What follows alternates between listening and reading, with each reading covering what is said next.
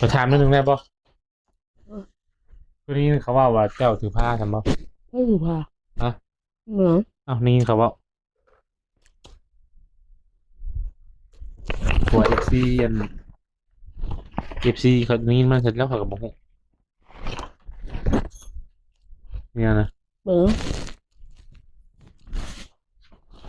ว่านางโมถือผ้าถือผ้าไปอีกว่ะเนาะพี่น้อยเนาะเปิดคลิปขึ้นมาวันนี้ก็ได้อยู่พี่แหละเนาะทางผู้ชมทางบ้านสาวโมอีกคือเก่าเด้อพี่น้อยเนาะแวะเวียนเข้ามาหาเพิ่นวันนี้พี่น้อยเห็นเพิ่นโทรหาประเทศว่าวันเกิดว่าซะเนาะโดยเมื่อวานนี้ประเทศว่าจะเข้ามาแต่เมื่อวานเลยพี่น้อยแต่ว่าเมื่อวานนี้ไปนครพนมเนาะทางผู้ชมไปเที่ยวนมัสการพระธาตุพนมมาเลยพี่น้อยก็เลยบ่ได้เข้ามาก็เลยเข้ามามื้อนี้พี่น้อยอ่าจำได้คือได้ยินว่าเมื่อคืนนี้คือว่าอาละวาดนางโมพี่น้อยเป็นจังไดเนาะได้ยินแต่ข่าวสารกันพี่น้อยเลยสิมาถามก่อนว่าเป็นหยังคือว่าห้องบกเวกโวยวายเมื่อคืนนี้ซะโดยปะเดี๋ยวจะกลับมาก่อนพี่น้อยซื้อขนมมาฝากเพิ่นเนาะก็อ่ามาบ่ทันวันเกิดเพิ่นพี่น้อยเมื่อวานนี้ก็เลยซื้อขนมมาอยู่ประมาณย้อนหลังแหละย้อนหลังมาซะโดยเดี๋ยวเอารถมานี้ก่อนบังเอิญเพิ่นกำลังสิออกนอกเนาะพี่น้องเนาะเข้ามาเมื่อกี้นี้อ๋อตัวเต็มรถเต็มลาอย่างนี้เนาะไปเสียดิโอ้กระเป๋าเดินทางโอ้มีแต่หัวไก่มีแต่พักบัตรโอ้สงสัยสิอันนั้นพี่น้อยไปเดี๋ยวจะข้างในเพิ่นแหละมาบัดนี้เป็นบัดนี้โอ้โหว่าไปเป็นคนทางซาโม่บ่หรือว่าไปเป็นจังไดเด้เนาะโอ้โตแม่น้องสมบูรณ์บ่อยู่พกอีกเลยเดินก็ได้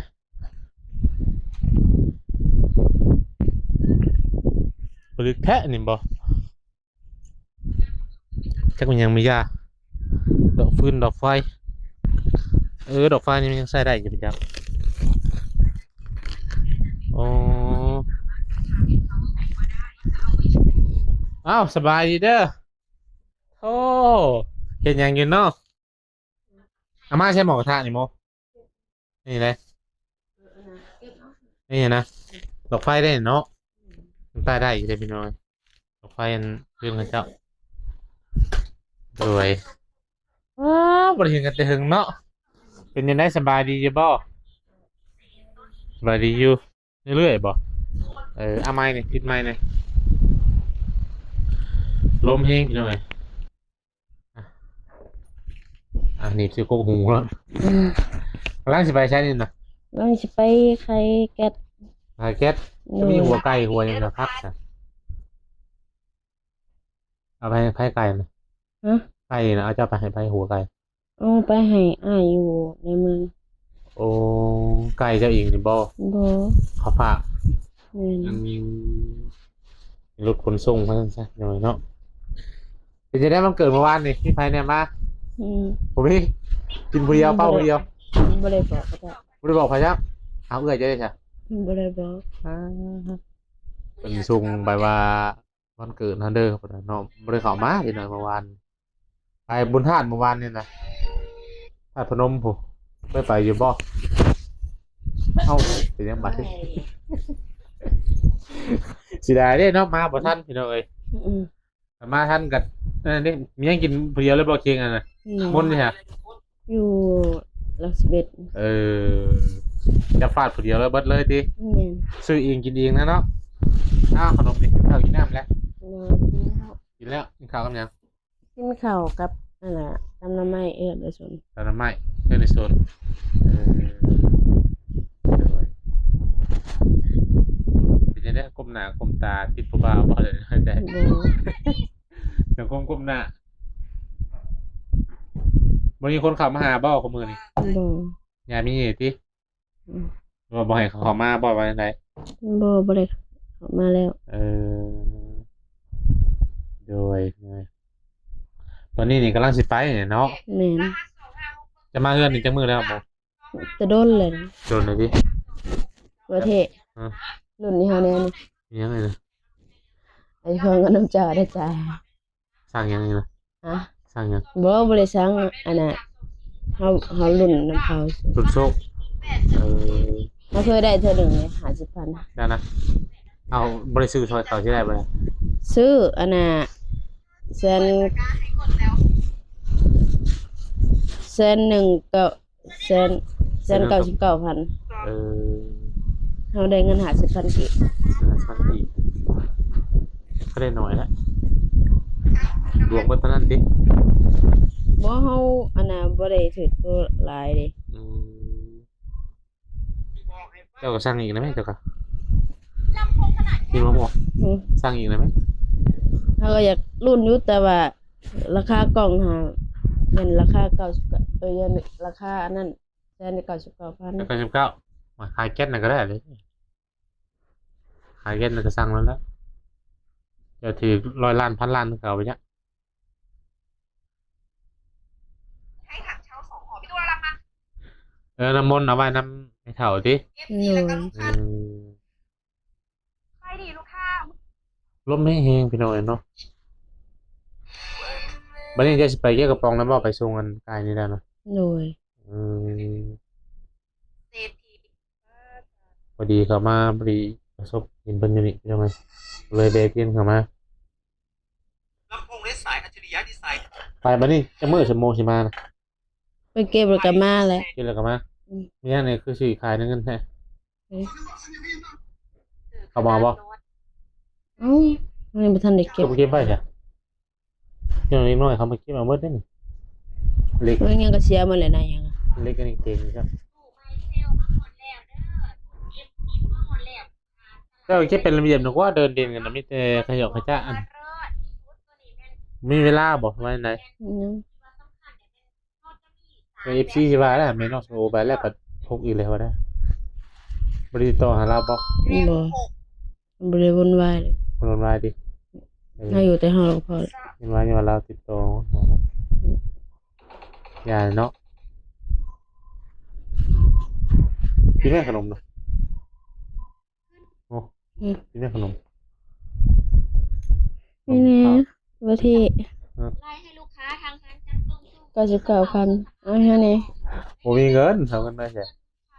เพลงกระโดดกระเจ้า มีอังเปา มันโมให้เทศดอกมันน่าสิมันเป็นการตลาดครับน้องยิมนกขนมนะ อันตัวอันน่ะ39ก็มีแหละ เข้าโอเค 39แล้วก็49 จังหวะนะเอาดวงเอาบ่มีแบบซื้อบนปกติเลย แม่น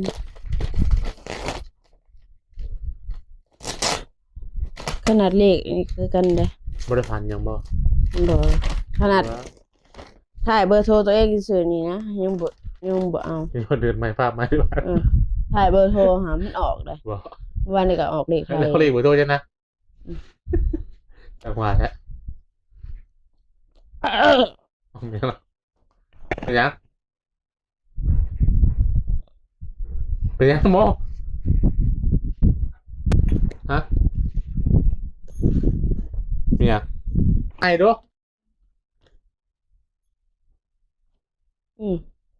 มันแต่มันยัง มันเป็นรถมันบอลมันไหนช่างว่าแท้กลัวใส่ใบเตยป่ะสังขยาใบเตยป่ะฮะ เฮ้ยอยาก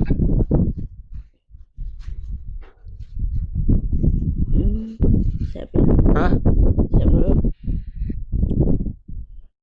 กลัวใส่ใบเตยป่ะสังขยายังก็ใช่ไหมวาซาบิเย็นบ่ หรือว่ามันนั่นบ่มีพิษบ่หรือมันเสียไปจ้ะ ใครไม่อยู่ใช้เงิน ผมมือนี่ยังล้มกูเบาเพี่อยู่บอกกูมือ ยาแล้วผู้นั้นเรียกยาเลิกแล้วบอกผู้นั้นคน เดินโทรหาเขาเลย ไม่ต้องมาฟัง เอาอยู่เนาะใครเป็นสิวหัวน้อง นี่คือบ่ได้อันส่วนอย่างไรเนาะ ทางมาการ มีแต่หาเงินอย่างเดียวมันบอก อืม อืม สมมติว่าจะไปจะก็ได้จะบ่คู่มือเลยนะ ก็ได้พออยู่พอกินอยู่ อยู่บ่กิน เนี่ย ตามไปส่งไปยังในลูกอยู่บ่ ก็หายอยู่ เออเป็นได้ก็ว่านี่เขาซาคือว่าเมื่อคืนนี่คือว่าโวยวายฮะ ไม่วุ่นวาย อ้าวมันจะโวยวายห้องคัดซีบอ่ะ เขาห้องแต่ห้องเลย ฮะ เขาไปช่วยวายกับใคร ว่าห้องอับบางคนศิลป์มาแม่นหรือบ่ใช่ ห้องผู้เดียวเฮานี่แล้ว ห้องดังอะไรนะ อืม เออ เขาไปช่วยวายกับใคร ข่อยก็นี่เขาเว้าดอกว่าเมื่อคืนนี่จะแม่นไปเชียงว่ะห้องประมาณเที่ยงคืนใช่บ่ เหล่าเมาเลย กินเหล้าเมา อืม เมาเหล้า อืม จำพ่อนั่นแหละจ้ะ ห้องไปผู้เดียวเลย อกหักบ่แล้วมันไหน แม่น ตาย บอกกับอกหักไปผู้เดียวกันแหละ เราข่าวอะไร นะ เขาว่าจังเด้เขาว่าโมเมายาเปล่าเขาว่า แล้วพันอยากจับ ห้องโวกเวกโวยวายว่ะช่างว่าแค่ว่า ห้องพี่บ้าเฮานี่แหละ ประมาณเที่ยงคืนเป็นบ่ อืม โอ้ก็วันแล้วเมื่อคืนนี่วันพระเนาะวันศีลเนาะ อืม มันก็เลยนั่นเอง ชอบแบบ ปกติยังคงเลิกอยู่บ่อยู่นี่จ้ะวัดป่านะปกติ นี่ นี่วะเมื่อคืนมันปีลงดึกมันศีลห้องอีกแล้วคนหน่อยน้อย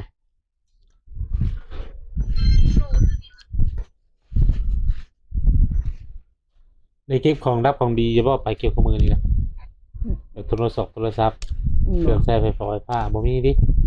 จะบอกว่าขาเนี่ย มองท่าโมเดลนี่ อืม ใช้ได้อยู่บ่ล่ะ ได้แล้วก็มี เออโมเดลเนาะใช้เมื่อเช้านี่เขาว่าต้มข้าวเปียกค่ะมาแล้ว ยัง ใช่ฮะ ไม่ถึงหมอน ว่าต้มข้าวเปียกนี่เป็นว่านี่บะหมก อืม โอ้โธ่กูบ่หาเนี่ยปิดยังไว้แน่แสนนี่ต้มเช้านี่บ่นะ อืม โอ้โหตำมาพริกใช่เนาะมีหมูมีอย่างใส่อยู่บ่ บ่ ต้มใส่เกลือเป็นว่าละลายนี่ อืม นี่สิกินอีกบ่เลยนะ อืม อย่าเลย อืม สิได้เขานี่ มาตัวแรงผุนละ อันนี้พวกมันอยากฝุ่นลมมาลม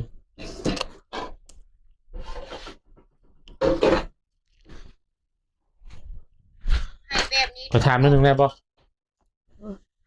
วันนี้เขาว่าเจ้าถือผ้าทำป่ะ ไม่ถูกพา ฮะ เหมือน อ้าวนี่เขาว่า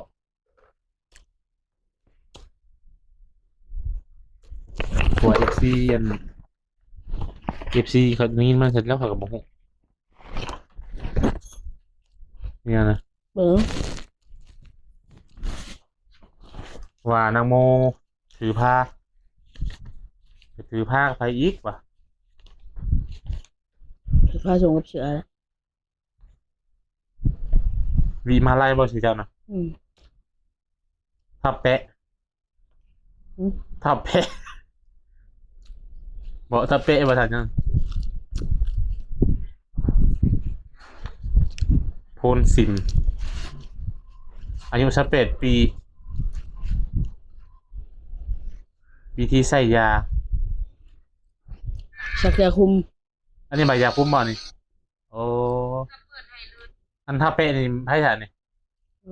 บ่าว ฮะ แต่โดนแล้ว อันนี้ผู้บ่าวว่าผู้ใดนะโม แต่โดนเลยนะ จะโดนแล้ว อันนี้นี่จักปีแล้วใบนี่นะคือผัวเก่าจะบ่ทับแปะนะ อืม เป็นตุก ผมเป็นบ่อันขมือนี่เห็นพูดว่าที่จะปันผู้บ่าวสาวใหม่นะ บ่ คือบอกวันที่ว่าชักแต่วันที่นั่นวันที่นี่ วันที่3เด้ วันที่สักเพิ่นโอ้นี่พี่น้อยวันที่3 เดือน 1 2026เนาะเจ้าไปชักอยู่ไส อยู่ในเมือง อยู่ในเมืองบ่ได้เสียเงิน มื้อนี้เราสิไปเอง บ่ได้เสียเงินหรอวะ บ่ เอาเดือน 1สักเทื่อนึงบ่ฮะ 3 เดือนชักหนึ่ง เดือนสักเทื่อนึงเอานี่มาฮอดแล้วบ่3 เดือน มันใกล้เด้อันนี้เดือนสองอ่ะ บ่เอาว่าจะซักเดือนหนึงจะซักเดือนหนึงบ่ เดือน3 เดือนซักทีหนึ่ง เออบ่ได้เสียเงินเสียหยังล่ะว่าจะซักให้ละอืมนี่ใบยืนยันเพิ่นพี่น้อยการให้บริการลูกห้างนี่ดิมื้อนัดมาใหม่วันที่3 เดือน 1 2026เนาะ คุณรู้สึกวันเกิดให้ เดี๋ยววันเกิด หากใกล้วันเกิดตัวเอง อาจจะสเปซปีใช่ไหมนี่นะ เอา เอาเขาก็ใช้สเปซจ้ะ น่ะนางมาไล่วะสเปซปีแบบพ่นซิมเขาวะเขียนใช่ เขาเพิ่มมาอยู่ขึ้นเลย จะเพิ่มเงินจะข่าวไว้ฉันซะเดี๋ยวไว้เกี่ยวกับว่าใบมันกัน อันนี้ค่ะมันไม่เคยเห็นทำอย่างนี้บ่อยตลอด เอาไว้อันหมองมันสำคัญแน่เขาจะจักเวลาอันนั้นมัน3 เดือนต่อเข็มหนึงอืม ถ้าว่าอยากซักเข็มตัวปีๆมันบ่มี บ่มีจักมาให้สะโพกนี่ ได้มีเตารีดนะเชื่อไหม ใส่ใส่บ่ได้ ได้ มาสีหนาจะลงมา อันนี้หนาได้สิจะขายได้ตอลิด 50อ๋อก็จะเปลี่ยนลิ้น โหดเถอะครับลิ้นใช่มันหนักพอเปลี่ยนแล้วพอเปลี่ยน เปลี่ยนแต่พวกแต่อันนั้นบ่เวียงพวก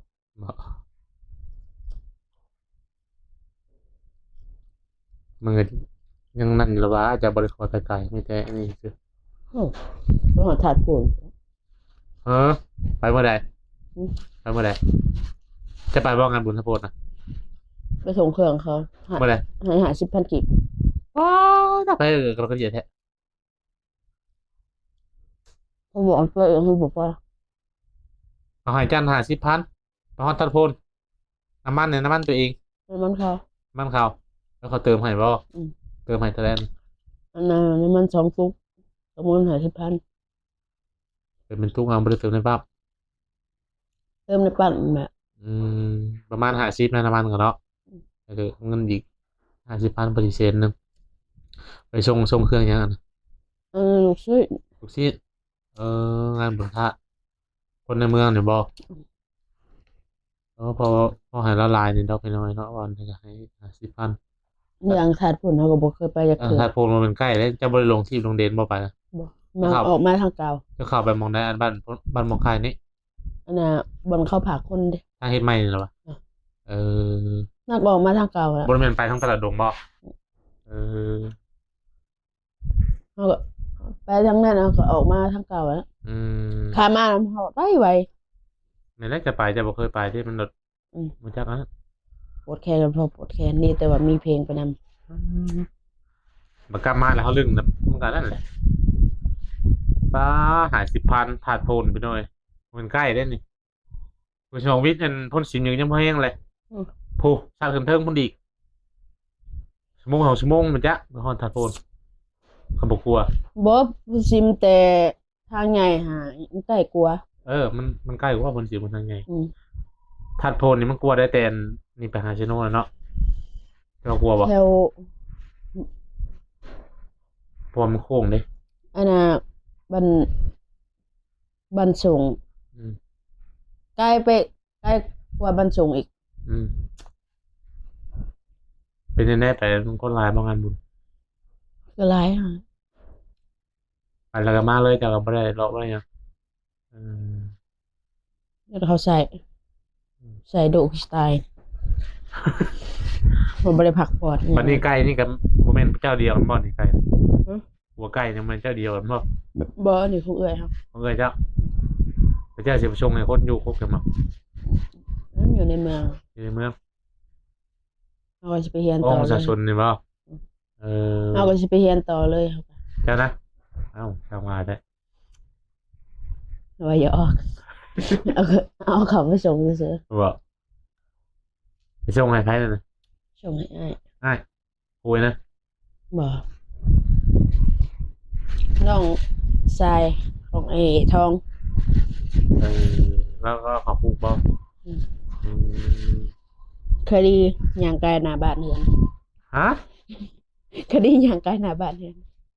ขายหน้าบ้านเชื่อถึงจับบอกไป เขาก็บ่ฮู้เลยเนาะเขาก็บอกไปซื่อๆเลยเขาก็ไปตามเขาเล ไอ้ ย ข้อมูลเท็จได้จังเด้อบ่ได้เด้อ